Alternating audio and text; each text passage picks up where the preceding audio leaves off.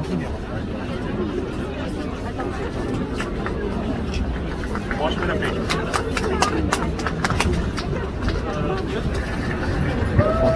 you, thank you, thank you. Please, have a seat. And Joan, come up on stage. Thank you very much. It's a great honor to be here. Mr. President, they tell me over there somewhere. Be not afraid. These are the first words, the first public address of the first Polish Pope after his election in October 1978. They were the words that would come to define Pope John Paul II. Words that would change the world. John Paul brought the message here to Warsaw in his first trip back home as Pope in June of 1979. It was a message about the power of faith, the power of resilience, the power of the people. In the face of a cruel and brutal system of government, it was a message that helped end the Soviet repression in the Central Land in Eastern Europe 30 years ago. It was a message that will overcome the cruelty and brutality of this unjust war. When Pope John Paul brought that message in 1979, the Soviet Union ruled with an iron fist behind an iron curtain. Then a year later, the Solidarity movement took hold in Poland. While I know he couldn't be here tonight, we're all grateful in America and around the world for Lech Walesa.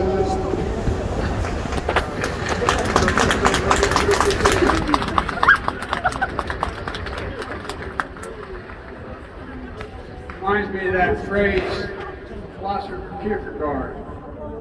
Faith sees best in the dark. They were dark moments. 10 years later, the Soviet Union collapsed, and Poland and Central and Eastern Europe would soon be free. Nothing about that battle for freedom was simple or easy. It was a long, painful slog, fought over not days and months, but years and decades. We emerged anew in the great battle for freedom, a battle between democracy and autocracy, between liberty and repression, between a rules-based order and one governed by brute force. In this battle, we need to be clear-eyed. This battle will not be won in days or months either. We need to steel ourselves for the long fight ahead. Mr. President, Mr. Prime Minister, Mr. Mayor, members of the Parliament, distinguished guests, people of Poland, and I suspect some people of Ukraine that are here. We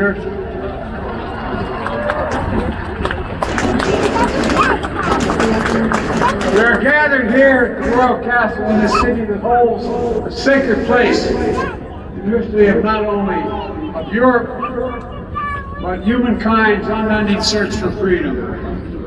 For generations, Warsaw has stood where liberty has been challenged and liberty has prevailed. In fact, it was here in Warsaw when a young refugee who fled her home country in Czechoslovakia and was under Soviet domination came back to speak and stand in solidarity with dissidents. Her name was Madeleine Koval Albright. She became one of the most ardent supporters of democracy in the world. She was a friend with whom I served, America's first woman Secretary of State. She passed away 3 days ago. She fought her whole life for central democratic principles. Now, in the perennial struggle for democracy and freedom, Ukraine and its people are in the front lines, fighting to save their nation. And their brave resistance is part of a larger part for an essential democratic principles that unite all free people. The rule of law, fair and free elections, the freedom to speak, the right to assemble, the freedom to worship as one chooses, freedom of the press. These principles are essential in a free society.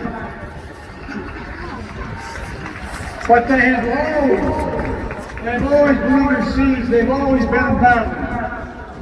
Every generation has had to defeat democracy's moral foes.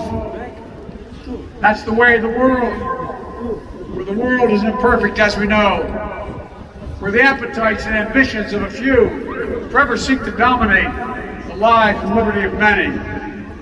My message to the people of Ukraine is a message I delivered today to Ukraine's foreign minister and defense minister, who I believe are here tonight. We stand with you, period.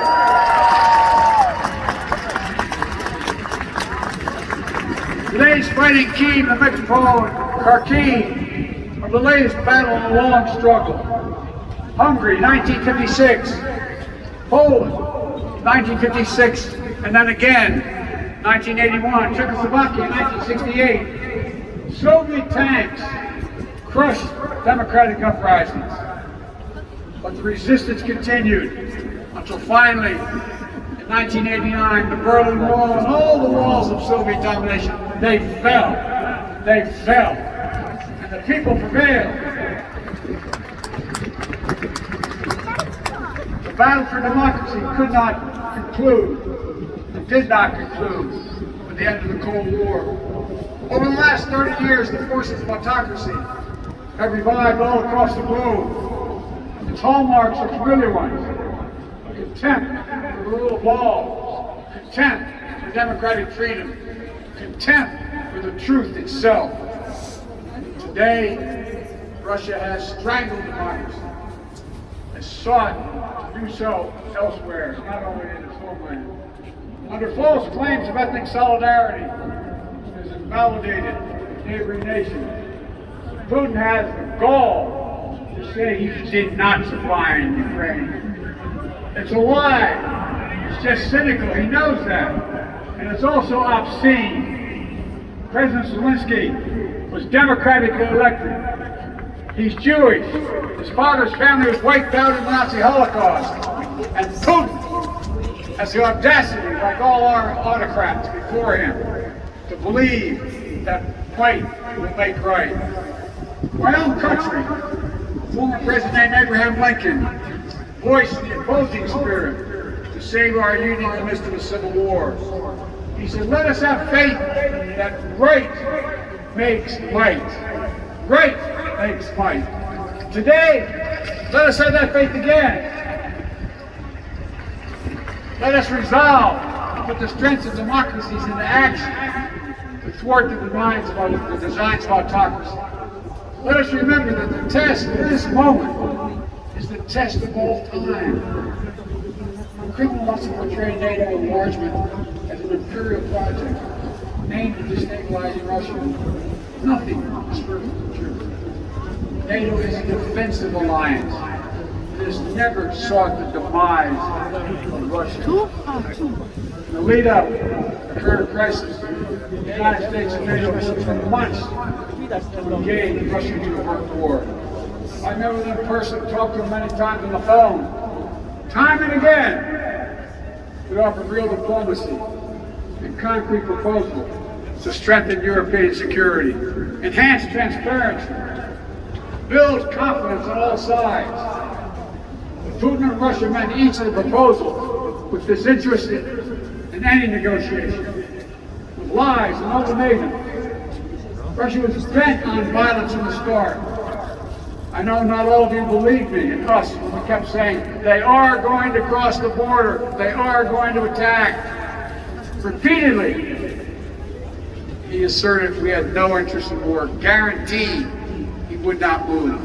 Repeatedly, saying he would not invade Ukraine. Repeatedly, saying Russian troops along the border were there for training, all 180,000. There's simply no justification or provocation for Russia's choice of war. It's an example of one of the oldest human impulses, using brute force and disinformation to satisfy Ukraine's capture power and control. It's nothing less than a direct challenge to rule-based international order established since the end of World War II. And it threatens to return to decades of war that ravaged Europe before the international rule-based order was put in place. We cannot go back to that. We cannot. The gravity of the threat is why the response in the West has been so swift, so powerful, and so unified, unprecedented and overwhelming. Swift and punishing across are the only thing we're going to get if Russia changes course. Within days of his invasion, the West has moved jointly with sanctions to damage Russia's economy. Russia's central bank has now blocked the global financial system, denying government's access to the war funds stashed around the globe. We've aimed at the heart of Russia's economy by stopping the imports of Russian energy to the United States. To date, the United States has sanctioned 140 Russian oligarchs and their family members, seizing their ill-begotten gains, their yachts, their luxury apartments, their mansions. We've sanctioned more than 400 Russian government officials, including key architects of this war. These officials and oligarchs have reaped enormous benefit from the corruption connected to the Kremlin. And now they have to share in the pain. The private sector is acting as well. Over 400 private multinational companies have pulled out of doing business in Russia. They left Russia completely. From oil companies to McDonald's. As a result of these unprecedented sanctions, the ruble almost is immediately reduced to rubble. The Russian economy, that's true by the way, it takes about 200 rubles to equal $1. The economy is on track to be cut in half in the coming years. It was ranked, Russia's economy was ranked the 11th biggest economy in the world before this invasion. It will soon not even rank among the top 20 in the world. Taken together,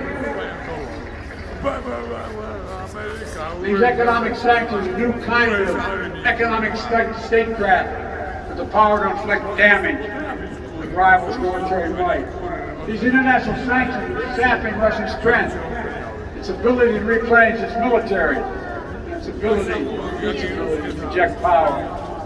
And it is Putin, it is Vladimir Putin who is to blame, period. At the same time, alongside these economic sanctions, the Western world has come together to provide for the people of Ukraine incredible levels of military, economic, and humanitarian assistance. In the years before the invasion, we Americans had sent over $650 million before they crossed the border in weapons to Ukraine, including anti-air and anti-armor equipment. Since the invasion, America has committed another $1.35 billion in weapons and ammunition. And thanks to the courage and bravery of the Ukrainian people, the equipment we've sent and our colleagues have sent have been used to devastating effect to defend Ukrainian land and airspace. Our allies and partners have stepped up as well. But as I've made clear, American forces are in Europe, not in Europe, to engage in conflict with Russian forces. American forces are here to defend NATO allies. Yesterday I met with the troops that are serving alongside our Polish allies to bolster NATO's frontline defenses. The reason we want to make clear is their movement on Ukraine. Don't even think about putting on one single inch of NATO territory. We have sacred obligation. We have a sacred obligation under Article 5 to defend each and every inch of NATO territory with the full force of our collective power. Earlier today, I visited international stadiums. Thousands of Ukrainian refugees now trying to answer the toughest questions we can ask. My God, what's going to happen? What's going to happen to my family? I saw tears in many one's eyes. Aha, Young children. super. Young children. Nie powinniśmy się też nagrać, mam mikrofon z tyłu telefonu. Some little girl said, Mr. President, she spoke a little English. Or something. My brother and my daddy, are they going to be okay? So I see them again. Not their husbands and fathers. In many cases, the brothers and sisters will stay back to fight for the country. I didn't have to speak the language or understand the language. Feel the emotion in their eyes when they grip my hand. Little kids on my leg. Praying, desperate hope. All this is temporary.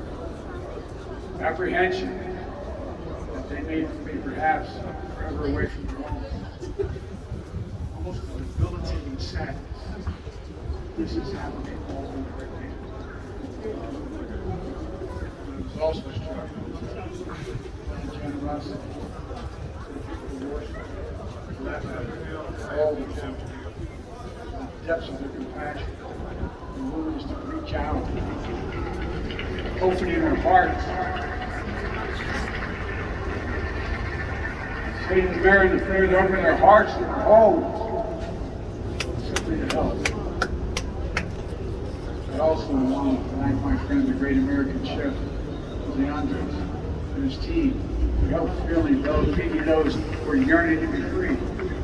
No zapomniałem Helping these profesjonalnego refugees is włączyć. not something Poland or any other Zapomniałem włączyć nation pro. should carry alone. All the world politicians have a responsibility to do. All of them. People who do the grand can count on the United States to meet its responsibility. Announced 2 days ago we will welcome 100,000 Ukrainian refugees. We already have 8,000 coming to the United States, plus at least nationalities. We'll provide $300 million in humanitarian assistance, providing tens of thousands of tons of food, water, medicine, and other basic supplies. In Brussels, I announced the United States is prepared to provide more than $1 billion in humanitarian aid.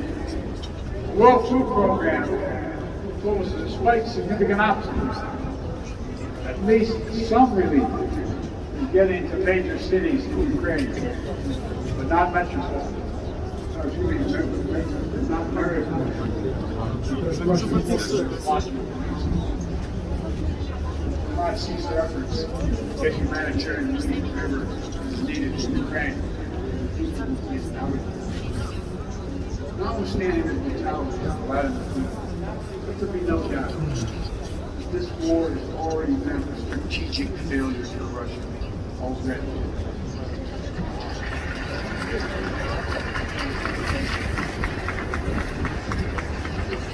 Having lost two of myself, I know that's no solace. I lost family. But Ukrainians have rolled over and not fight. It's not much of a student of history. Instead, Russian forces have led through mad, brave, and stiff Ukrainian resistance. Rather than breaking Ukrainian resolve, Russia's brutal tactics have strengthened the resolve. Rather than driving NATO apart, the West is now stronger and more united than it has ever been. Russia wanted less of a NATO presence on its border, but now he has a stronger presence, a larger presence, with over 100,000 American troops along with all the other members of NATO. In fact, Russia managed to cause something I'm sure he never intended. Democracies in the world are revitalized with purpose and unity found in months that we've once taken years to accomplish. It's not only Russia's actions in Ukraine that are reminding us of democracy's blessing. It's our own country, his own country, the Kremlin, is jailing protesters. 200,000 people have allegedly already left. There's a brain drain leaving Russia, shutting down independent news.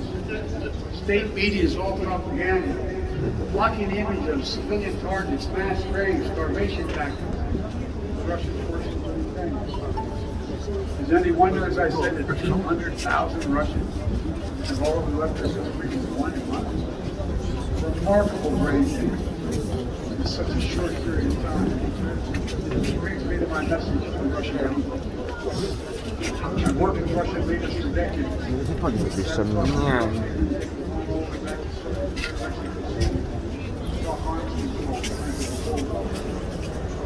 I've always spoken directly and honestly to you, the Russian people. Let me say this if you're able to listen. You, the Russian people, are not our enemies. I refuse to believe you welcome the children. That's a place? Or that you accept hospital, school, maternity work, for God's sake, be pummeled. Russian listens and bombs. Our cities being surrounded so that civilians cannot leave. Supplies cut off and attempting to starve Ukrainians into submission. Millions of families are being driven from their homes, including half of all Ukrainians. These are not the actions of any nation. All people, you the Russian people, as well as all people across Europe, still have the memory of being in a similar situation in the late 30s and 40s. The situation of World War II is still fresh in the minds of many grandparents in the region. Whatever your generation experiences, some experience the season renegade. I heard about it from parents and grandparents. Train stations overflowing with terrified families leaving their homes. At night, children in basements and cellars, 40 cities with rubble in their homes. These are not their reasons. Not anymore. Exactly what the Russian army is doing in Ukraine right now. Largest group of 2,000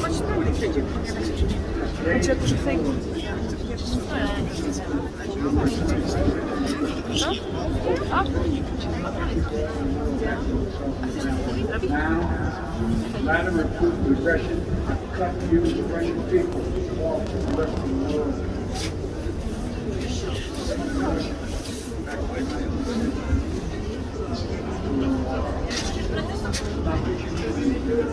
Deserve under the telling you the truth. This war is not worthy of you, the Russian people. You can lose in this war. The American people will stand with you, as brave citizens of Ukraine, on peace. My message is addressed to Europe. This new battle for freedom is already made. A few things crystal clear. First, Europe must end its dependence on Russian fossil fuels. We, the United States, will help.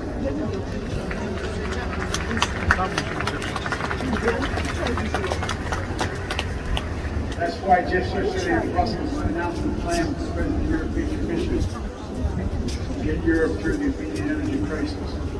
Over the long term, the matter of economic security and national security for the survivability of the planet, we all need to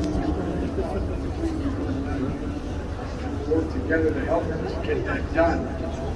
So in the days of many nations being subject to the whims of the tyrant or its energy needs are over, they must end. They must end. Second, we have to fight the corruption coming from the Kremlin to give Russian people a fair chance. Finally, we maintain absolute unity. It's not enough to speak. Hopefully, the voters of democracy and freedom all of us, including here in Poland, must do the hard work for democracy each and every day. My country as well. That's why. That's why. I came to Europe again this week with a clear and determined message for NATO, the G7, the European Union, all freedom-loving nations. We must commit now to be in this fight for the long haul. We must remain unified today and tomorrow and the day after, and for the years and decades to come. It will not be easy. There will be cost, but it's a price we have to pay. Because the darkness that drives autocracy is ultimately no match for the flame of liberty that lights the souls of free people everywhere. Time and again, history shows that. Till the darkness comes, the greatest progress follows. And history shows this is the task of our time, to task of this generation. Let's remember the hammer blow that brought down the Berlin Wall. The might that lifted the Iron Curtain were not the words of a single leader. It was the people of Europe who for decades fought to free themselves. Their sheer bravery opened the border between Austria and Hungary for the pan-European picnic. They joined hands for the Baltic Way. They stood for solidarity here in Poland.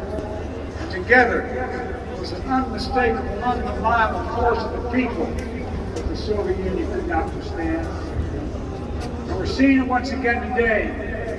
The brave Ukrainian people showing that their power of many is greater than the will of any one dictator.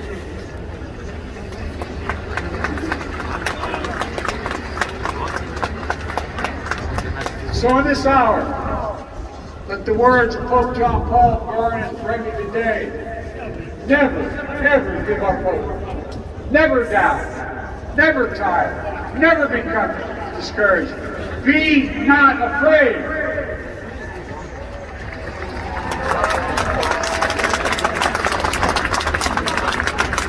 A dictator bent on rebuilding an empire will never embrace the people's love for liberty. Brutality will never grind down the will to be free. Ukraine will never be a victory for Russia. For free people refuse to live in a world of hope. We will have a different future, a brighter future, rooted in democracy, hope and light, decency and dignity, and freedom and possibilities.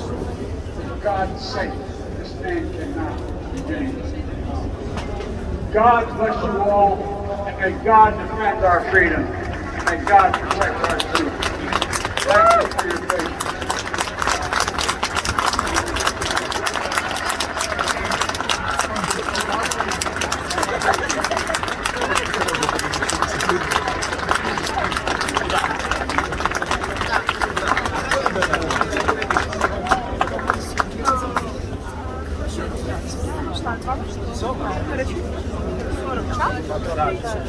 Путін хуйло! Путін! Слава Україні! Героям слава! Слава Україні! Героям слава! Слава Україні! Героям слава!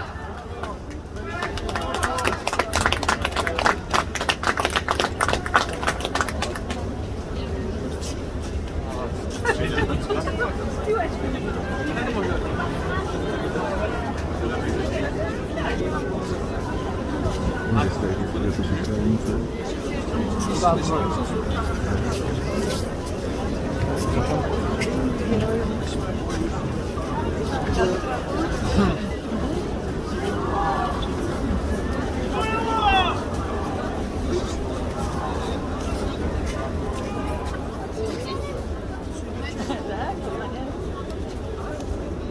Kasia, chodź!